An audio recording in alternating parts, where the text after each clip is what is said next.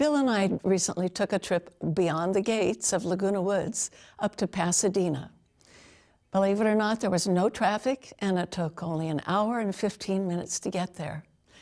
And of course, as we rolled into town, into Pasadena, we noticed all the stately mansions, the exquisite homes, just everywhere.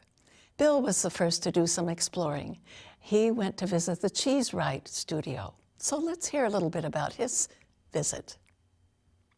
The Cheese Wright studio opened its doors in 1927, and the building took up one entire block. The building was done in green and white. It was a big, impressive building.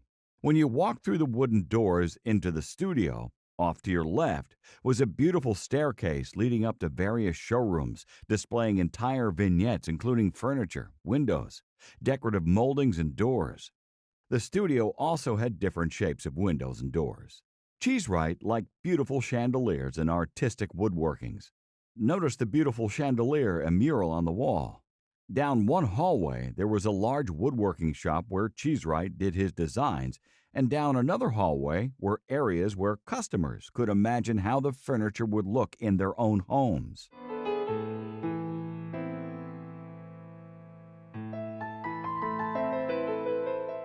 Cheese Wright did all the interiors in the Greystone Mansion in Beverly Hills.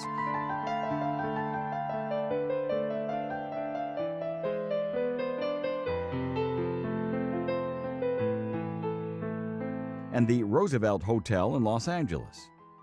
Now we are going to be talking with Ginny.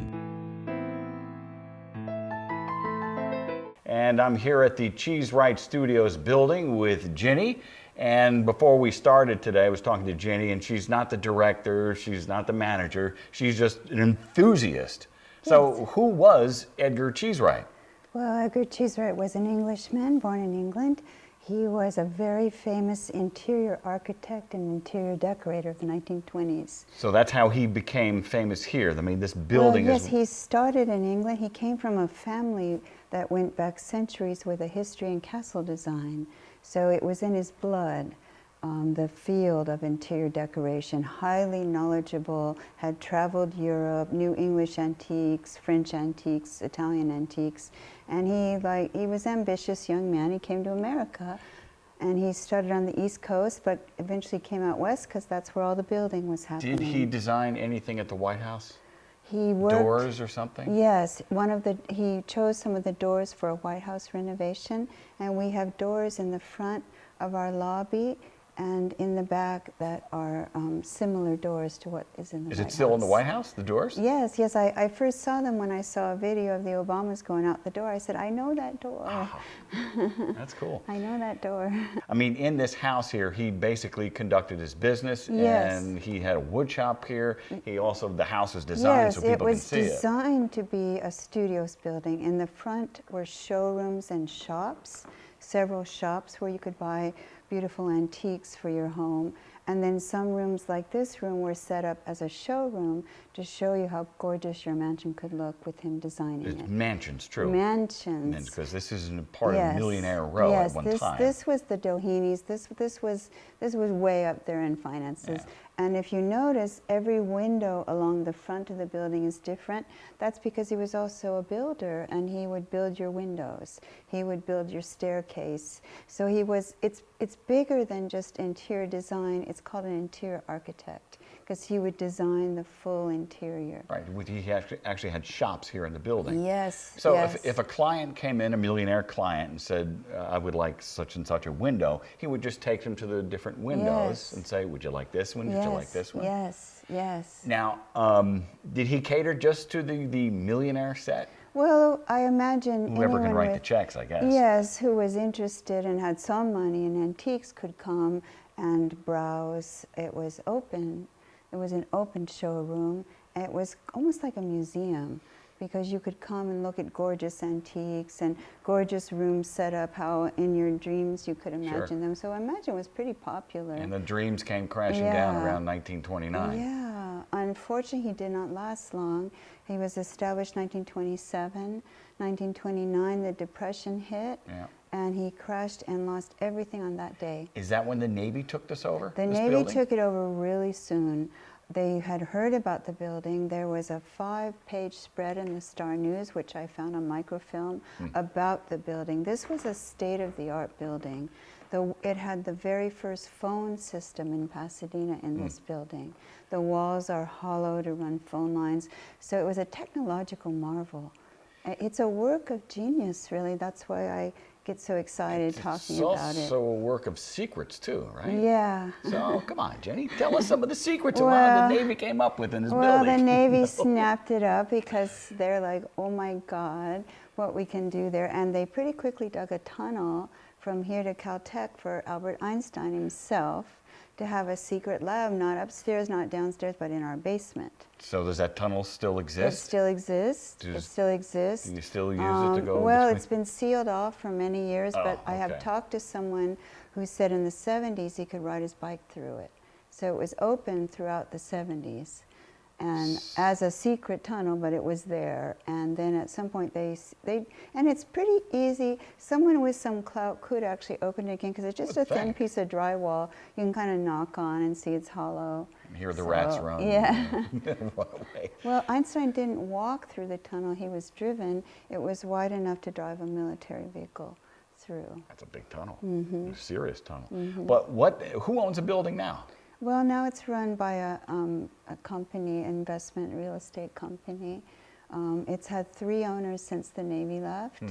They left, they cleared out. I actually, one day on Father's Day, a guy turned up who said he was admiral of the building in the 10 years before it closed. So you imagine it was open 50 years. It was still open in the 70s. It must have closed very early 80s.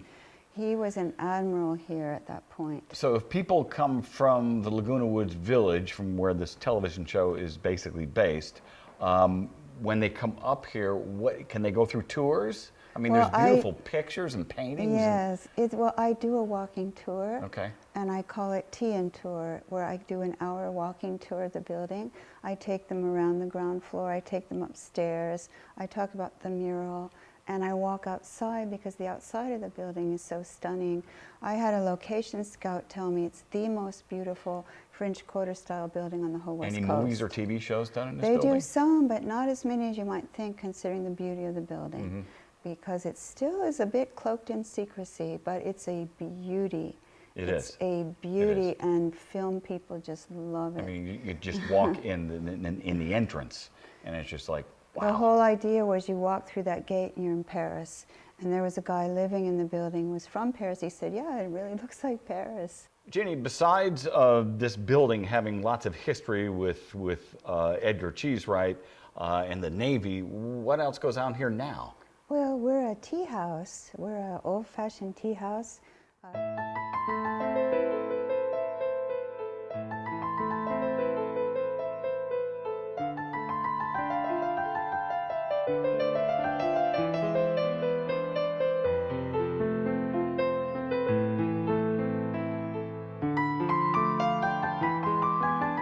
Are you open? We're open 3 days a week, Friday, Saturday, Sunday.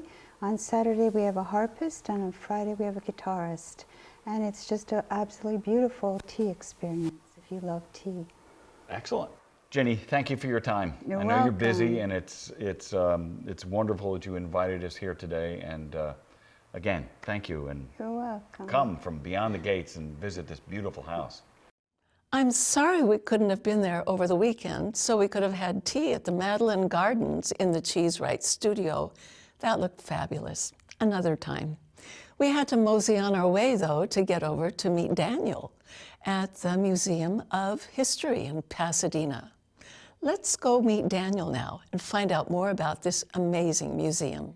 I'm here today at the Pasadena Museum of History, and with me today is Daniel Navarez, who is the Education and Program Manager for the museum.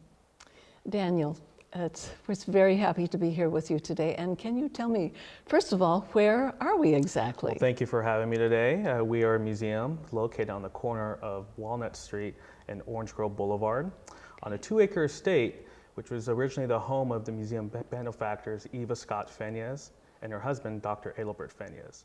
And today, the campus includes the History Center and the landmark Felixs Mansion. Oh my, that's incorporated a lot. So tell us a little more. How did that all come about? How did the Fenias estate become a museum? Right. Well, in 1965, Orrin Fox, the president of the Pasadena Historical Society, began discussions with Eva Fenias' living descendants regarding the possible use of the mansion and its grounds as their new headquarters. And since the family was spending more and more time away from this home, they ultimately agreed. And in 1970, they granted the use of the mansion and the grounds, along with Eva's personal art collection, the mansion's original furnishings, and personal items to the museum. All right, so there's so much in this location, and right now we're in the History Center, not the house. Is that correct? Correct. So what's going on at the History Center? Well, the History Center, we house our exhibition galleries, our research library and archives, and our museum store. So this is everything that's gone on in Pasadena throughout the whole, 150 years. It's all here. This is the place to come for information on Pasadena. Yes, especially our current exhibition, Starting New, Transforming Pasadena to 1890 to 1930, traces the development of the city. Oh, sounds fascinating. But tell me a little bit more about the Fenias Mansion. Who was this Dr. Fenias, and how did he end up with this fabulous place? 1906, Fenias Mansion was designed by renowned architect Robert Farquhar, and well-known Pasadena architect Sylvanus Martin designed the additions in 1911. But who was the Fenias family? I mean, were they from the East Coast? Were they local railroad magnates? Who were they? Eva Fenias was born in New York in 1849, and her husband, Dr. Fenias, was born in Hungary in 1863. Oh, fascinating. And then they came here. You have to tell me if this is true or not, but when I was looking online, it said Dr. Fenias came here. He was a Hungarian scientist who specialized in entomology, the study of insects. That is correct. He had an insectatorium out here in the back, and while Eva would be painting her beautiful paintings out in the local foothills, Dr. Fenias would be on the hunt for his beetles. So this man who's hunting for beetles, now how does he end up in this fabulous big estate? Well, he was working as a physician in Egypt, and Eva was traveling through Egypt, and they met, they fell in love, and they got married, and they moved out here to Pasadena. Okay, now, to spell another fact here or not, true that he was part of a large publishing family from the East Coast. That was actually Eva's dad, Leonard side. Scott. Yes. Okay, and they would come here and use this place as a summer house primarily.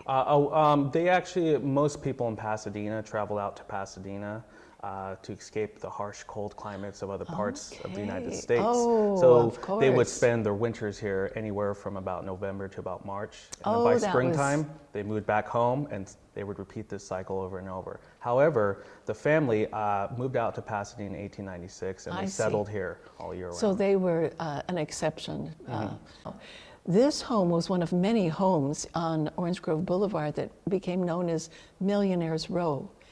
This was one of many, right? Yeah, that is correct. At the height, there were about 52 big homes along Orange Grove Boulevard. Now, unfortunately, there's only about a handful left. And the people that owned those, I mean, these were the industrial titans from all parts of the world, right? Sure, they came from all walks of life. Yes, and as you said, they were here primarily to take the waters or be here for the health reasons during the summer or during the winter and then go back.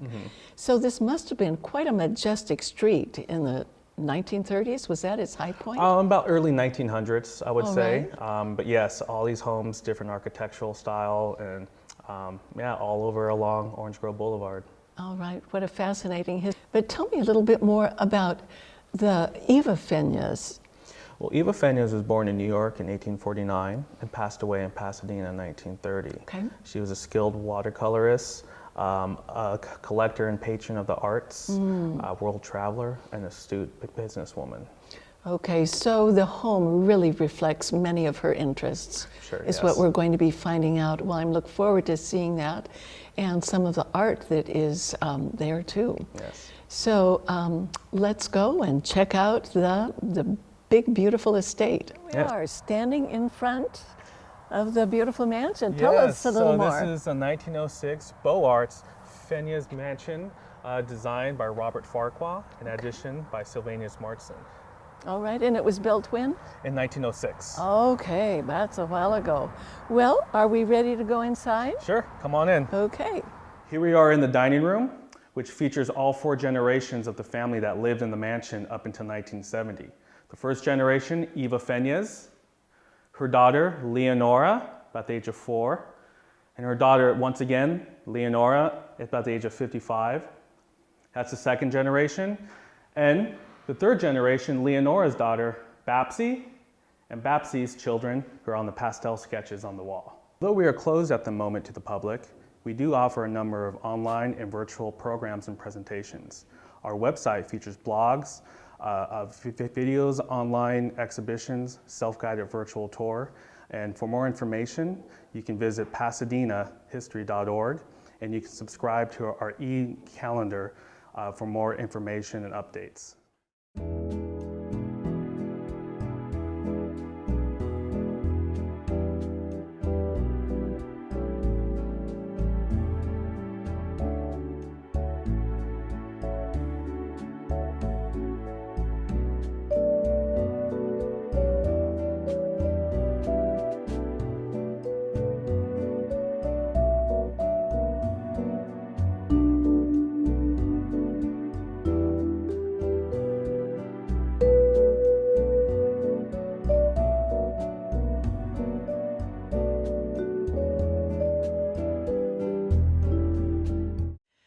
Well, that Fenyes house was absolutely spectacular. I thought I could have spent quite a few hours there. And of course, the Museum of Pasadena History was fascinating. Many thanks to Daniel for giving us such a great tour. Bill headed over to the Bissell House. So let's see what happened there. Hey, this is Bill Hemberger. We are again beyond the gates in South Pasadena at the Bissell House Bed and Breakfast, and I'm sitting here with Will, the owner. And if you're ever thinking about taking a quick getaway from the village and you want to spend some time in Los Angeles, this is the place to come to. Just an unbelievable house. And you're going to tell us a little bit about this house. Bissell was the vacuum cleaner people, right? Absolutely. House or home. Thank you, Bill. Absolutely, yes. So this house is called the Bissell House. It's a bed and breakfast for the last 26 years. It's the longest continuously operating bed and breakfast in this entire region. It's an 1887 mansion on Millionaire's Row of Orange Grove Avenue. And it's called the Bissell House because Anna Bissell McKay was the most prominent owner. Her parents invented the Bissell floor sweeper, which later became the Bissell vacuum. It's still a family-owned company in Michigan. And her mother, who was the first female CEO in the United States, actually also called Anna Bissell, purchased the home for her daughter and her daughter's husband in 1902. And they lived there. Anna Bissell lived here until the late 1950s, and she's our namesake for this property.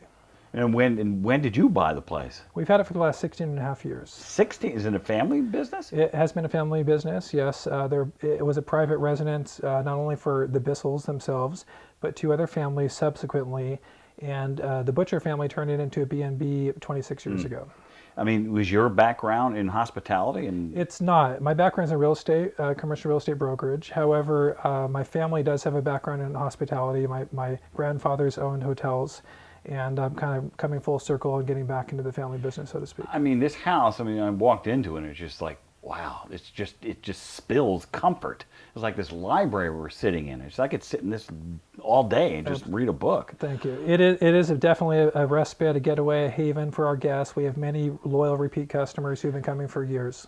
As I mentioned about a quick getaway to LA, how much of that is your business? People just want to get away and come to see downtown. We actually host people from around the world, not so much in recent times during the pandemic, but that's starting to pick up again. But we've had guests from all corners of the world, a lot of guests from Europe and Asia, and definitely guests from all over the United States and locally as well for staycations. Now, this is going to be a lot of work to keep this place up. I mean, are you here 24 hours, 7 days a week? I do have helpers. I have staff, lovely staff. It definitely is a labor of love, but it's very rewarding for all of us. Now, your breakfast starts at like 9 o'clock. Approximately 9 o'clock, yes. And it's a full breakfast. It's a multi-course gourmet breakfast included for our guests. And who's up at 3 a.m. cooking the eggs? Not quite 3 a.m. We have some other people who help with our breakfast, as well as our housekeepers and other people involved with the project. But I'm up typically around 5 or 6 each morning.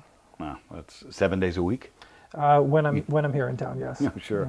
I imagine the bedrooms here are a step above of a hotel, correct? It is what we consider humbly a luxury inn, and we have very high-end Sattva mattresses throughout each of our guest rooms, lather, organic, all-natural amenities in our baths, which is a locally owned company in Pasadena, and comfy linens and towels. And internet.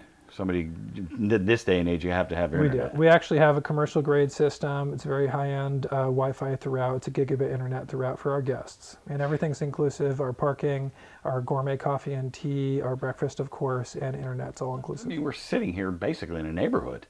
We are. It's a residential neighborhood. We're right in Orange Grove. We're actually the only hotel property, so to speak, which you can walk to the Rose Parade from. Now, how can if somebody from the village wants to book a stay here, how would they do that? At bissellhouse.com. That's spelled like the vacuum cleaner. BISSELL house.com. Excellent. When was this house built? It was built in 1887. It's actually the second oldest house on Orange Grove. This house was all mansions at the turn of the 19th century, turn of the 20th century rather, and into the mid part of the 20th century. Have movie companies or anybody ever come through and Absolutely. We've had film shoots here, commercials, and a feature film as well that have been shot here. And Albert Einstein actually was a dinner guest of Anna Bissell's multiple times when he was at Caltech in the 1930s. Will, thanks a lot for your time. Absolutely. And I think I myself and my wife are going to come up here and stay because like you said, it's real close to downtown LA, isn't it? It's very close. Yeah, very close to downtown Colorado Street, which is Old Town Pasadena. As well as South Pasadena's downtown is walking distance from us. We're about 50 minutes, give or take, with traffic to downtown Los Angeles, and Hollywood's about 20 minutes from us. So we have quite a few amenities within close proximity. Will, thank you very much. You're welcome. And now let's see what Susan's talking about. Hidden in the heart of Pasadena is the Stern Japanese Garden. This historic private garden was created in the 1930s, and it was built exclusively for the enjoyment of an aristocratic family living in Pasadena, Charles and Ella Mae Stern. They were wealthy benefactors of the arts and significant players in the cultural and civic life of Pasadena. Now, what was once a large, flat area of land that had 2 tennis courts on it was transformed into a spectacular Japanese masterpiece of a garden that was created between 1935 and 1940 at a cost of $100,000, a staggering amount for that period. Now, the grounds, nearly 2 acres, contained 4 bridges, 2 ponds, a 25-foot hill with a cascading waterfall, and a dry riverbed that was surrounded by shady sycamore trees and many, many tons of granite rocks and stones. But the highlight of the garden was an exquisite, authentic 20 tatami tea house, as you can see. Unfortunately, the original tea house burned down in 1981, and shortly after the gardens fell into disrepair. But all have been restored and rebuilt, is the good news, in the exacting detail as the original. This was done by the current owners. And they have brought a whole new purpose to this jewel of a garden, and it is actually open to the public and has been since 2016. So I do hope people will visit this beautiful, charming retreat for a tranquil and quiet getaway.